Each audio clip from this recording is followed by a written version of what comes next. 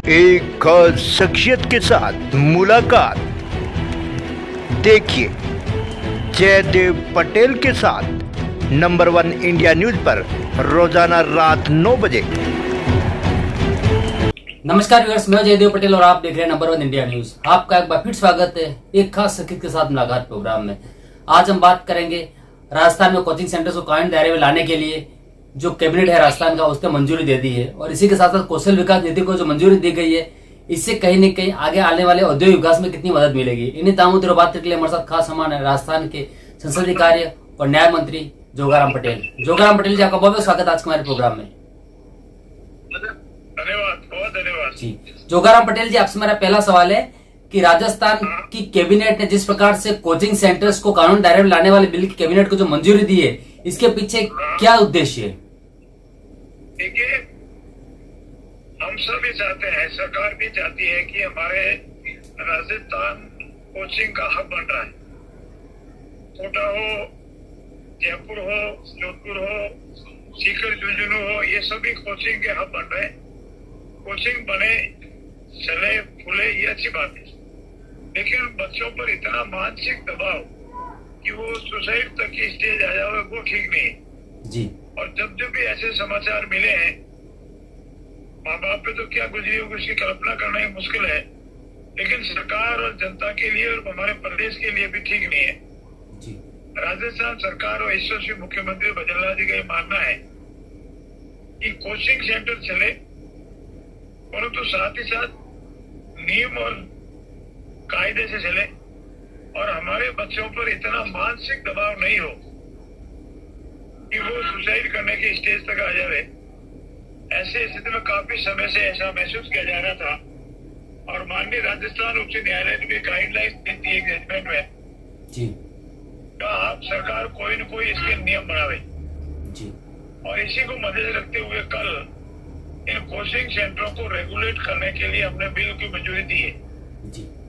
उस बिल में मोटे मोटे तौर पर जिस कोचिंग सेंटर के पास 50 या उससे अधिक विद्यार्थी होंगे कोचिंग लेने वाले, उसको जिला स्तरीय एक कमेटी बनेगी, इसमें सब सरकारी अधिकारी होंगे, उसके यहाँ रजिस्ट्रेशन कराना पड़ेगा और जो नियम बनेंगे उस नियमों के अनुसार उसको कोचिंग सेंटर को चलाना पड़ेगा।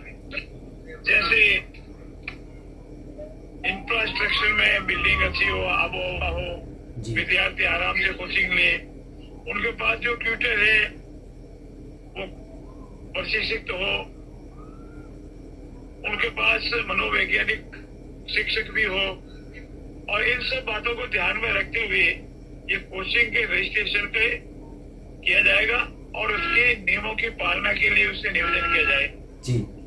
यदि वो इसमें डिफॉल्ट करता है तो पहले डिफॉल्ट के लिए उसे 2 लाख की आर्थिक पेनल्टी है,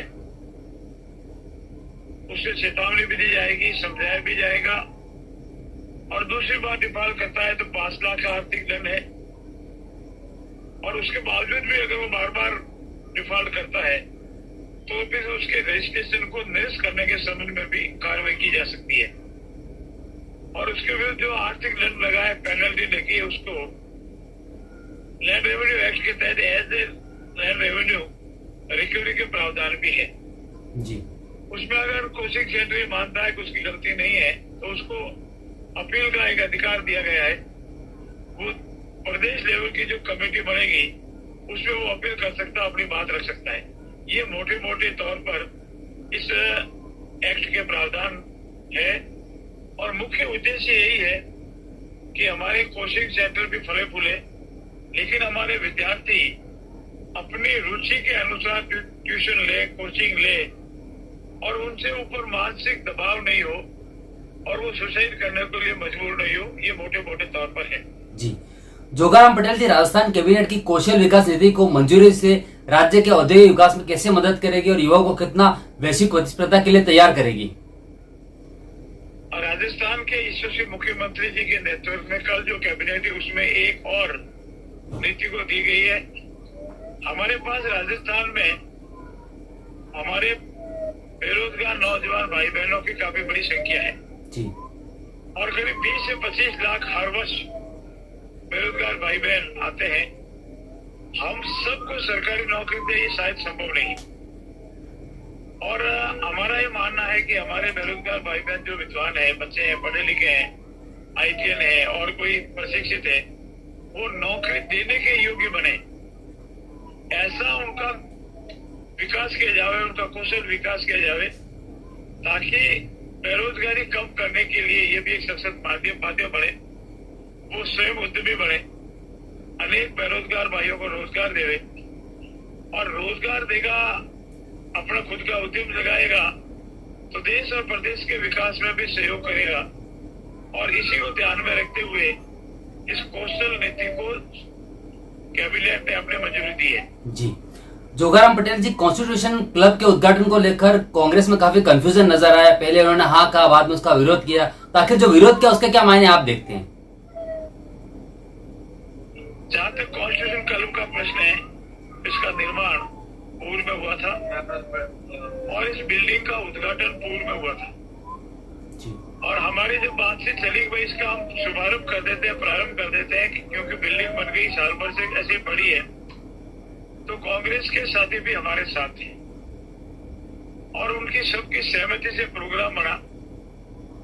हमारे प्रदेश के महान सितारे और लोक सत्ताओं के अध्यक्ष सभी की मंशा थे कि उनको बुलाया जाए। और जहां हमारा ये मानना है और हम जो हमारी जो संस्कृति है उसमें कोई भी घर में नया अनुष्ठान करते हैं, नया काम करते हैं, तो विधि विधान से उसमें प्रवेश करके काम करते हैं जी। तो ये सब तय हुआ कि हम इसका शुभारंभ करेंगे, क्लब का शुभारंभ करेंगे, न कोई फीता कटेगा, न कोई पट्टिका लगेगी, और उसमें सभी दल के लोग शामिल होंगे, विधायक, पूर्व विधायक, सांसद, पूर्व सांसद, अन्य जनप्रतिनिधिगण, सबकी सहमति से कार्यक्रम बन गया। लेकिन ऐसा प्रतीत हो रहा है कि कांग्रेस की अंतरकलह के तहत कहीं न कहीं हमारे कांग्रेस के साथियों के ऊपर दबाव पड़ा कि आपको नहीं जाना है। वो सब आना चाहते थे। कल तक जब ये हवन की कार्रवाई बैठे थे, तब भी मेरी कांग्रेस के वरिष्ठ नेताओं से बात हुई। उनका यही मानना था कि हम तो आने के लिए तैयार है, पर पार्टी का निर्णय हुआ, इसीलिए हम आने में नहीं आने में मजबूर है। मेरा ऐसा मानना है कि जैसा इस संबंध में माननीय स्पीकर महोदय ने भी कहा, हमारे यशस्वी मुख्यमंत्री जी ने भी कहा कि ये ऐसे कार्यक्रम में हमको राजनीति अलग रखनी चाहिए जी। हमारे मतांतर होते रहते हैं, हम अपने अपने सिद्धांत की लड़ाई लड़ते हैं, लेकिन जहाँ ऐसे सार्वजनिक कार्यक्रमों से, जनहित के कार्यक्रमों से हम सब मिलकर प्रारंभ करना चाहते हैं, वहाँ कांग्रेस दल के जो शीर्ष नेतृत्व है वो अपनी लड़ाई को अपने प्लेटफॉर्म पर लड़े, ऐसे कार्यक्रमों में नहीं लड़े। मेरा ऐसा मानना है। उनको यवन में भी जो हवन हुआ उसमें आना चाहिए था, शुभारंभ हुआ उसमें आना चाहिए था, गेट टुगेदर हुआ उसमें आना चाहिए था। बाकी सभी दलों के लोग थे, सिर्फ कांग्रेस के नहीं थे, अन्य जनप्रतिनिधिगण भी थे। अब जो भी उनकी अंदरूनी राजनीति रही है, अंतर्कलह रही है, और जैसा मैंने कहा अभी बदला हुआ परिदृश्य है, आने वाले किसी तूफान के पूर्व की शांति है, देखते हैं क्या होता है। और मैं इसको ठीक नहीं मानता, और सभी लोग जितने भी थे उन सबका ये मानना है कि ठीक नहीं है। बिना नाम बताए कांग्रेस के साथी भी मान रहे हैं कि ये ठीक नहीं हुआ, और वो उनकी मजबूरी है। जी, जोगाराम पटेल जी, आपसे मेरा एक आखिरी सवाल है कि राजस्थान में बढ़ते नशे की तस्करी को लेकर राजस्थान के नेता प्रतिपक्ष टीकाराम जूली ने राजस्थान पुलिस की मिलीभगत का जो आरोप लगाया है, इसको आप कैसे देखते हैं? देखिए, कांग्रेस के पास सिवाय आरोप लगाने के कुछ रहा नहीं। न उनका कोई विजन है, न उनका कोई सकारात्मक सुझाव है, न उनके पास कार्य करने का कोई, या हमारे द्वारा जो कार्य कर रहे हैं उसके संबंध में कुछ कहना है। पूरे 5 साल आपने तो किया नहीं, हमारे 1 वर्ष में तो सारा कोई नशे की प्रवृत्ति बढ़ने की, नशे की प्रवृत्ति बढ़ने में समय लगता है। वो कृपया जवाब दे कि उन्होंने अपने 5 साल के कार्यकाल में क्या किया, या फिर हमारा जो कार्य की जा रहे हैं, कितने तस्करों को पकड़ा है, कितने पुलिस ने अभियान चलाए हैं, जागरूकता पैदा की है, नशे के जितने भी सोर्सेज थे जहाँ से राजस्थान में एंट्री होती है या जिलों में एंट्री होती है, उस पॉइंट पे पकड़ा है। और अगर आप आंकड़े देखेंगे तो नशे की प्रवृत्ति को कम करने नशेड़ी है उनको दशा छुड़ाने, भविष्य में पुनः नशा नहीं करते उसके बारे में जागरूकता पैदा करने, समाज में नशे के प्रति जागरूकता पैदा करने का इस सरकार ने प्रयास किया है। और हमारी सरकार और यशस्वी मुख्यमंत्री जी बजरलाल अंधेर नहीं होने देंगे, क्योंकि उससे खाली उसका शरीर का नाश नहीं होता है, उस शरीर को नुकसान नहीं होता है, उसके परिवार का भी नाश होता है, परिवार का नुकसान होता है और वो देश का नुकसान है। इसीलिए नशे की प्रवृत्ति को रोकने के लिए यथासंभव सभी प्रयास करेंगे और ईमानदारी और पारदर्शिता से करेंगे। जी जोगाराम पटेल जी, आपने हमारे लिए समय निकाला, उसके लिए आपका बहुत बहुत धन्यवाद। आपका भी बहुत बहुत धन्यवाद।